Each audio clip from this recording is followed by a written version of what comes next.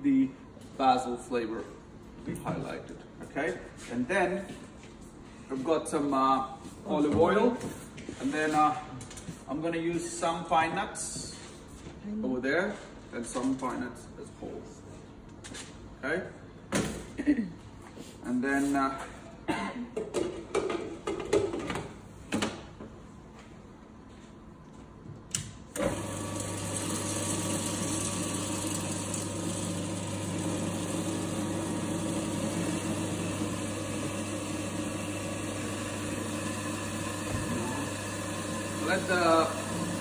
let the basil gets processed finer, right? We don't want to see chunks of basil in our pesto.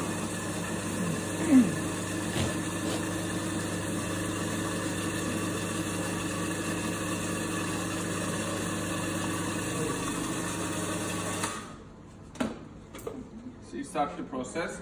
If I add too much oil at this stage, it becomes more like a juice. Okay, I don't want to add too much oil in the initial stages.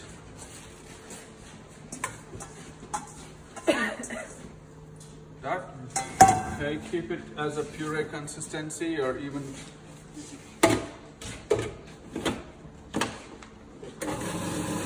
thick consistency. Can you give it a wipe? Alright, once it is processed,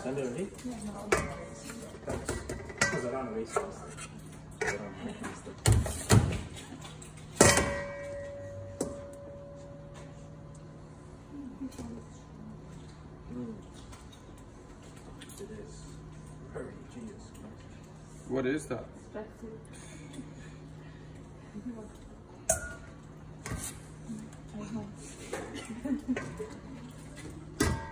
So you're using about 6 bunches of basil, that's all we got.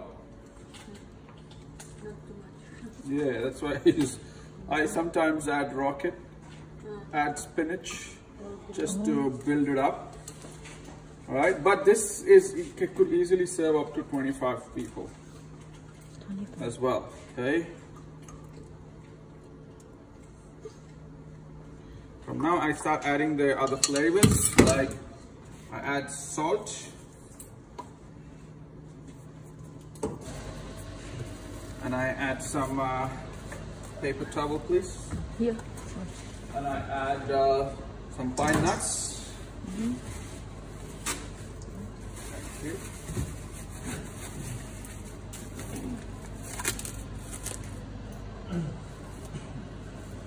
Sometimes they use the cube ones. I forgot what cheese that's called. Feta? Feta, yes. You can use feta, but I prefer Parmesan. It does 2 things. It absorbs the flavor as well. Yeah. Okay, Parmesan. And I'm gonna top up extra olive oil.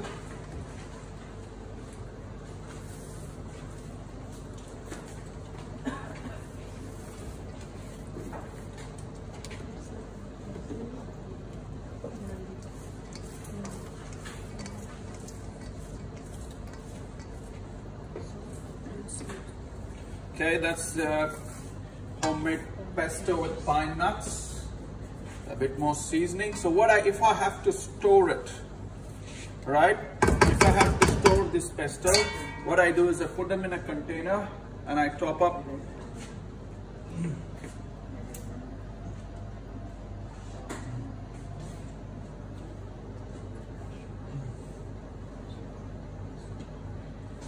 Right, so there's a layer of oil on top, right? And then tomorrow it becomes even firm because the Parmesan absorbs all the oil and it becomes thicker, right? It's not too runny, okay? But today is a tiny bit of runny, okay? Take a photo of that.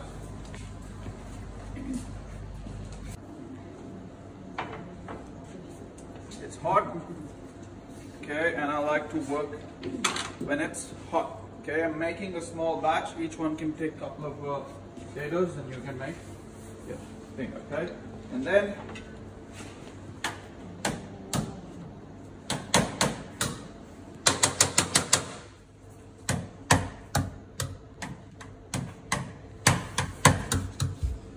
it's dry, that's good. If it's wet, then I have to add too much flour. Okay, some seasoning, please. And can I have one egg yolk, please? So chef, why are you doing that? Yeah, I'll do it. Because it's easy to work with. Oh. Right? So it's easy to work with. I need to roll it, right? That's better. If it's in a bowl, then I again have to come on the bench top. How about a chopping board? Chopping board, it sticks, mate. That's enough salt. Right, just a pinch. I'm gonna add some flour. Okay, and an egg yolk, please. So for flour, it's like normal flour. Just normal flour. Any. Not corn flour, you could use self-raising. Like not Because, yes, egg yolk. Alright, and then you start making it to a dough. Right, this I'm only doing a couple of potatoes, that's why it's small. Right, if you're making like a big batch, you need to, it's always better to work on a bench top. Okay, people add, okay, you could add parmesan as well. Right, do we have a like bench scraper? Your toolkit, please. Can I bring it? Or in a, just bring a spatula from there, or a scraper.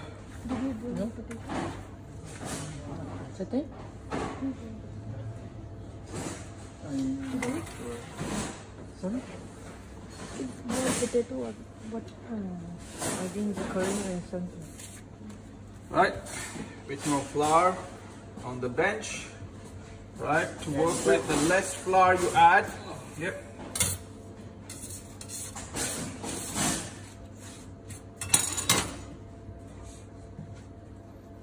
Using the less flour, yeah. Yes, give me this. And the softer it becomes. It doesn't have to be kneaded. Okay, it's more potato, not a dough. All right. So quickly bring it to portion. Dust some flour, and then roll your gnocchi dough.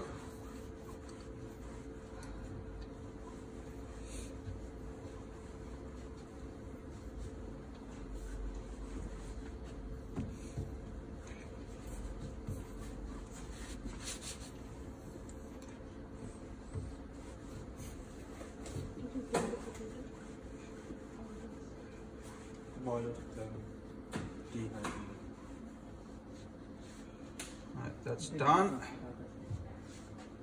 Right, can I have one of those trays? And using a paring knife or something.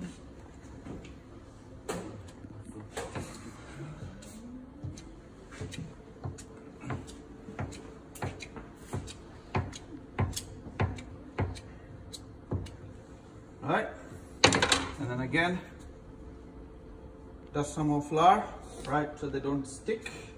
Okay, and then gently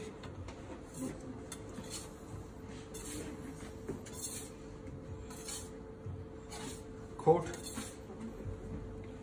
Right, I'm gonna add some flour here so that it doesn't stick.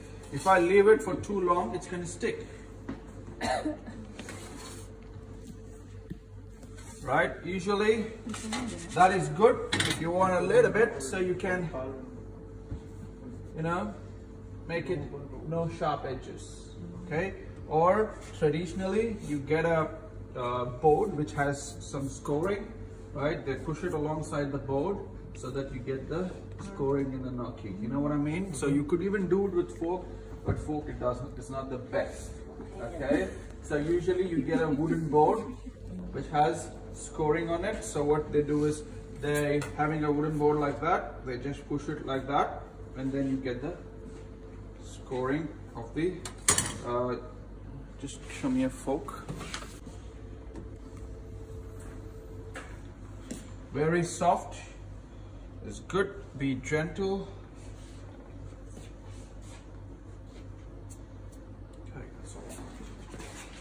Now, cooking the gnocchi.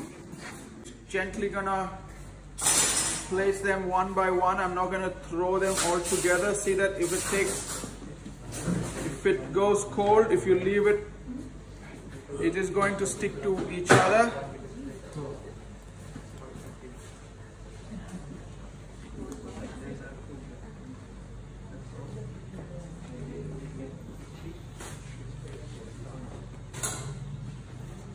Alright, these potatoes are already cooked. The only thing we have to cook is a bit of flour, okay? It's funny, it's just surprisingly, it only takes a couple of minutes, and also when the gnocchi comes up, it will float up, okay? Then you know it is cooked, okay? I've got the pan hot, a bit of olive oil. I like to fry my gnocchi a little bit. Right, frying is just you get a little bit of color.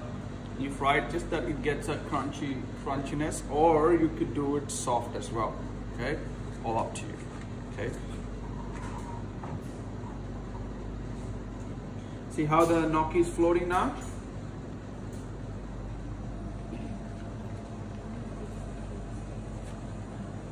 So it comes up. Can I have a bowl, please?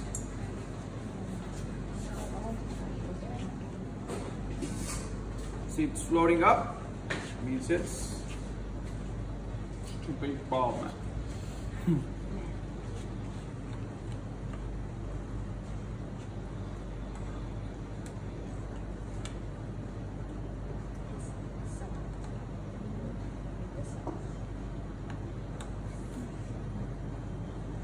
If I have to store this gnocchi for later use, I'll have to have a cold bath. So I need to put this in the cold bath straight away, okay?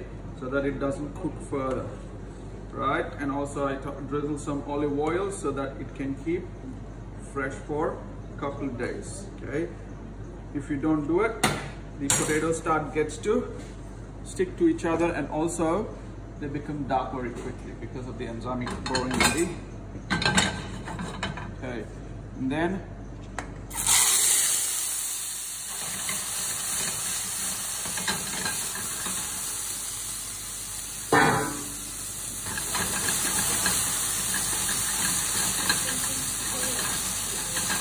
see, that's a bit of color. All right, I like that.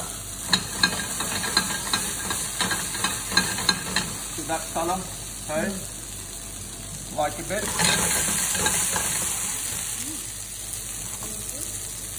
But traditionally they make a sauce. They add the gnocchi to the sauce. Yeah, okay? And then add a tablespoon of pesto. Can I have some cream? See these crunchy bits? Good, okay?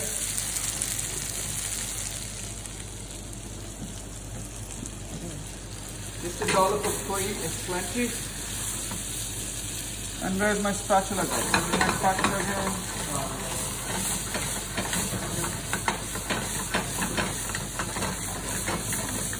That's it. Again, when you're mixing the gnocchi, you've got to be really, see, that's what I meant. I like the crunchy bits. Get a bit of color on the gnocchi.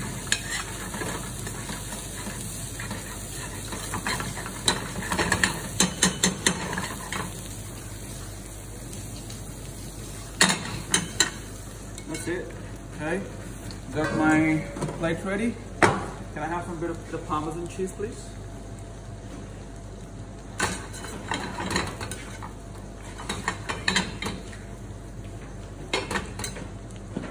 Yep.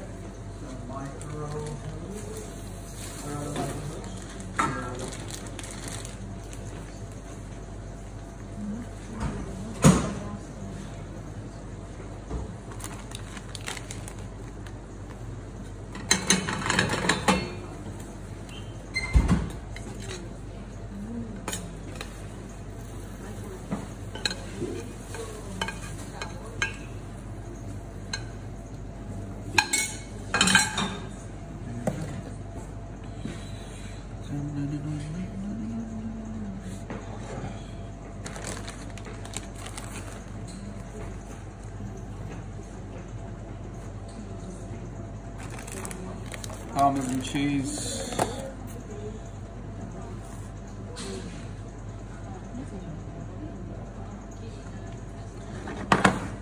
Okay.